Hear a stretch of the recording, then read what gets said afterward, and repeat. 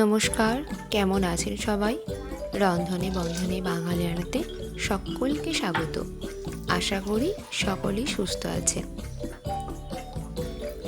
অনেক দিন ধরে ভাবছি ভেজিটেবিল চপ বাড়িতে বানাবো, কিন্তু সময়ের অভাবে আর বানানো হচ্ছিল না। তাই ভাবলাম আজকে ভেজিটেবিল চপের রেসিপিটা আপনাদের সাথে শেয়ার করে দিই। ভেজিটেবিল চপ খুব সহজেই কিন্তু বাড়িতে বানানো যায়, যা খেতেও হয় কিন্তু অসাধারণ। আর যদি বাড়িতে বানানো হয় তাহলে একটা জায়গায় দুটো কি তিনটে খেলে অসুবিধার কিছু নেই। তাই সবার প্রথমেতে ভেজিটেবিল চপের জন্য যে উপকরণটি আগে লাগে সেটা হচ্ছে বাদাম। আমি এখানে চীনা বাদামকে একটুখানি হালকা গুঁড়িয়ে নিয়েছি, আধ ভাঙা করে নিয়েছি। সেইটাকে কড়াই একটু সরিষার বা সাদা তেল, আপনারা যাতে খুশি করতে পারেন, সেই তেলেতে দিয়ে খুব ভালো করে ভাজতে হবে। একটু লাল লাল করে ভেজে নেবেন। তারপর ভাজা হয়ে গেলে ওপর থেকে দিয়ে দেবো আগে থেকে গ্রেট করে রাখা বিটের কুঁচো। আমি এখানেতে বড় সাইজের 3খানা বিট ব্যবহার করেছি। আপনারা যেমন পরিমাণে করবেন ঠিক তেমন পরিমাণ মেপে বিট বা গাজর ব্যবহার করবেন। এরপর ওপর থেকে দিয়ে দিলাম গাজর। আমি এখানেতে দুটো বড় সাইজ গাজরকে খুব ভালো করে গ্রেট করে নিয়েছি। ওপর থেকে দিলাম পরিমাণ মতো লবণ। এরপর সমস্ত কিছুকে খুব ভালো করে সেদ্ধ করতে হবে। প্রথমেতে সমস্ত কিছুকে একটু ভালো করে মিশিয়ে নেব। তারপর হালকা ঢাকা চাপা দিয়ে সেদ্ধ করতে দেবো।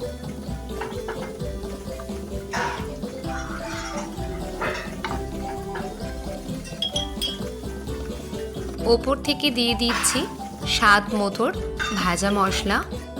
ভাজা মশলাটা আমি ঘরেতেই করেছি। আপনারা যদি ভাজা মশলার রেসিপি দেখতে চান তাহলে আমাকে কমেন্ট বক্সে এসে অবশ্যই কমেন্ট করবেন। আমি আপনাদের একদিন ভাজা মশলার রেসিপি দেখে দেব। সমস্ত কিছুকে আবারও খুব ভালো করে মিশিয়ে নিতে হবে। তবে একটা কথা আপনাদের ঘরে বলে রাখি, সেটা হচ্ছে গাজর আর বিটটাকে খুন্তির সাহায্যে একটুখানি চিপে চেপে ভালো করে সেদ্ধ করতে হবে, না হলে গাজর আর বিটটা একটু শক্ত শক্ত থেকে যাবে।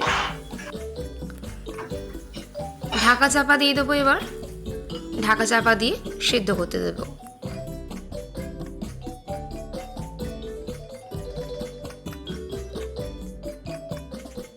ওপর থেকে দিচ্ছি একটু পরিমাণে বাটার।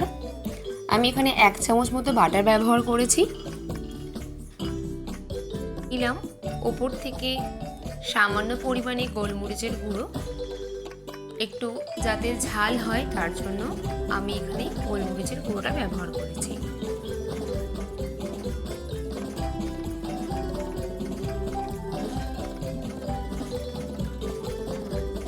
সবজি কিন্তু আমার 80% সেদ্ধ হয়ে গেছে। এরপর আমি দেব আগে থেকে সেদ্ধ করে রাখা আলু।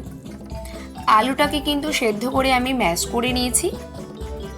এরপর আলুর সঙ্গে সবজিটা খুব ভালো করে মিশিয়ে নিতে হবে। আর একদম অবশ্যই গ্যাসটাকে লো টু মিডিয়াম করে রাখবেন। যেহেতু সেদ্ধ আলু, তাই নিচেই লেগে যাওয়ার ভয় থাকে। আলুটাকে খুব ভালো করে ম্যাশারের সাহায্যে গ্রেট করে নেবেন, না হলে আলুর মধ্যে অনেক সময় শক্ত দানা দানা ভাব থাকে, সেইটা অনেক সময় মুখে লাগে, তার জন্য খেতে কিন্তু একদমই ভাল লাগে না। স্বাদের জন্য দিলাম পরিমাণ মতো চিনি।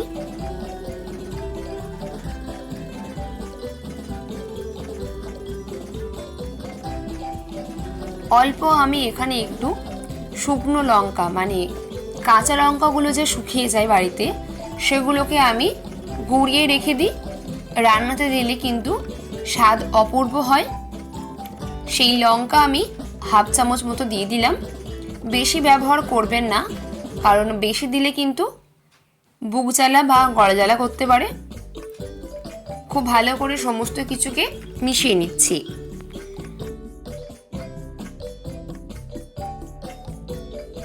এরপর ওপর থেকে দিয়ে দেব পরিমাণ মতো লবণ। এটা যে লবণ আমরা রান্নাতে ব্যবহার করি সেই রান্নার লবণ ওপর থেকে দিয়ে দিলাম। আর দেব সামান্য পরিমাণে একটু চাট মশলা। আপনারা চাট মশলাটা চাইলে স্কিপ করতে পারেন, কিন্তু চাট মশলাটা ব্যবহার করলে গন্ধ আর টেস্ট খুব ভালো হয়। আবারও সমস্ত কিছুকে খুব ভালো করে মিশিয়ে নিতে হবে। যেহেতু আলুটাকে সেদ্ধ করে ম্যাশ করা হয়েছে তাই একটুখানি চিটচিটে ভাব থাকবে, ঠান্ডা হয়ে গেলে সেটা কিন্তু একদম ঠিক হয়ে যাবে। এরপর গ্যাসের ফ্লেমটা আমি বন্ধ করে জিনিসটাকে একদম ঠান্ডা করে নেব। আমি এখানেতে ব্রেড ক্রাম্ব পাইনি, তাই টোস্টকে খুব ভালো করে মিক্সার মেশিনে গুঁড়িয়ে নিয়েছি। আর দেখতেই পাচ্ছেন আমি ঠিক লম্বা লম্বা আকারে জিনিসটাকে পাকিয়ে নিয়েছি। আর একটা পাতলা ব্যাটার করেছি, সেটা হচ্ছে 2 চামচ কর্নফ্লাওয়ার আর 1 চামচ ময়দাকে ভালো করে গুলে নিয়েছি। এরপর ঠিক যেমনভাবে আমি করছি গোল শেপে একটা আকৃতি দিয়েছি, তার উপরেতে আমি যে টোস্টের গুঁড়োটা করে রেখেছিলাম সেটাকে আমি ব্রেড ক্রাম্ব হিসেবে ব্যবহার করেছি। আমি দেখুন এখানেতে কিন্তু 2 বার করে কোটিং লাগাচ্ছি, 1 বার করে কিন্তু দিচ্ছি না। আপনারা কিন্তু 2 বার করে দেবেন। 2 বার করে দিলে কি হয়, তাহলে ভেঙে যাওয়ার সম্ভাবনা থাকে না।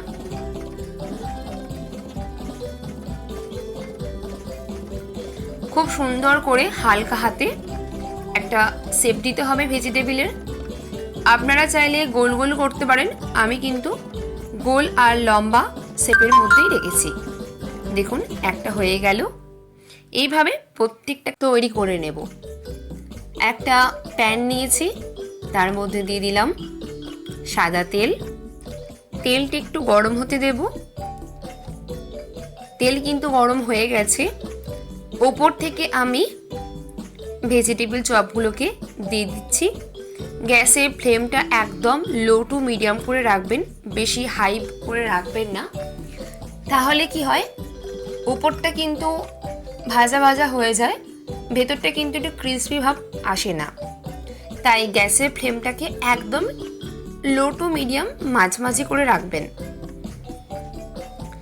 দেখুন আমার কিন্তু ভেজিটেবলগুলো প্রায় ভাজা ভাজা হয়ে গেছে।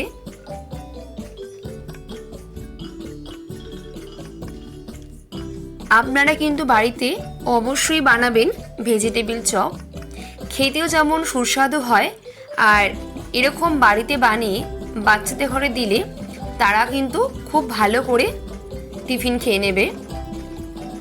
শুধু বাচ্চারা বলা ভুল, বড়দের ঘরে দিলেও কিন্তু তারা কিন্তু এক গাল হাসি নিয়ে একবারে 1 থালা মুড়ি কিন্তু শেষ করে দেবে।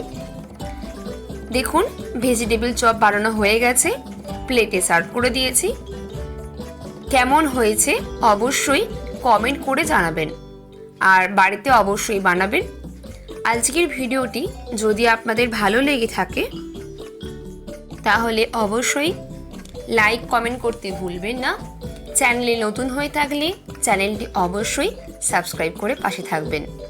আজ তাহলে আসি, দেখা হবে আরও একটি ভিডিওতে। ততক্ষণ ভালো থাকবেন, সুস্থ থাকবেন, সকলকে ভালো রাখবেন। ধন্যবাদ।